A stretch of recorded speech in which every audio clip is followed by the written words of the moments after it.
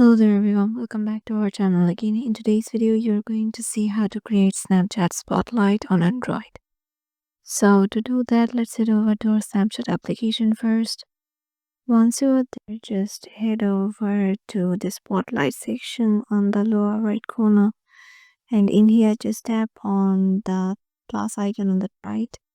And in here, you will find this layout that says the first one is upload a video. Here you can add from your camera roll or memories, or you can create a snap from here. So let's go to upload a video. And here I'm selecting a video. Now and tap on the tick mark. And once you're done, just send it to your Spotlight. Tap on OK. And here, just tap on Spotlight. And then just